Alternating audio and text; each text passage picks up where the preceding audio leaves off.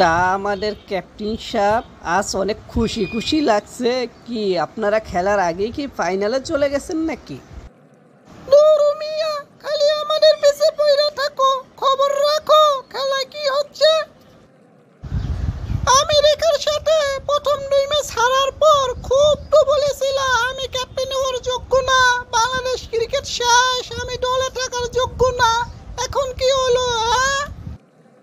সেই আমেরিকায় একবারের বিশ্ব চ্যাম্পিয়ন পাকিস্তানকে হারাই দিল।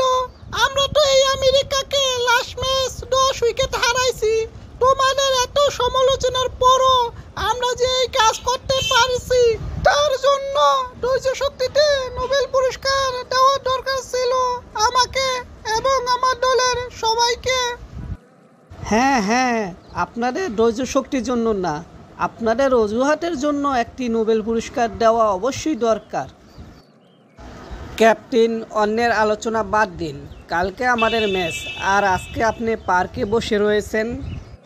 আপনারা এইভাবে একজন এক জায়গায় গিয়ে সময় পার করলে কখন ম্যাচের অনুসরণ করবেন এবং ম্যাচের জন্য প্রস্তুতি নেবেন? ওই মিয়া, তোমাকে আমি অনেক চালাক মনে করেছিলাম, তুমি তো দেখা যায় একটা বোকা বোকা। এই মিয়া, আমাদের টার্গেট কি? আমাদের টার্গেট থাকে সব সময় পরবর্তী বিশ্বকাপ। এমন একটি সুন্দর দেশে এসেছি, ঘুরে ফিরে দেখবো না?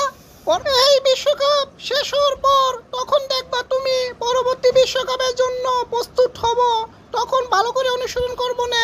এখন যাও, সময় নষ্ট করো না, আমি কি সুন্দর আরামে আছি।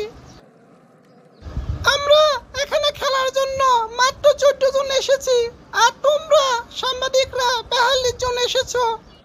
তোমাদের জন্য আমরা টয়লেটও যে শান্তি পাই না, কি করি না করি, সারাদিন খালি নিউজ আর নিউজ। সত্যি ক্যাপ্টেন, আপনাদের পিছে ঘুরতে ঘুরতে আমরাই নির্লজ্জ হয়ে গেছি।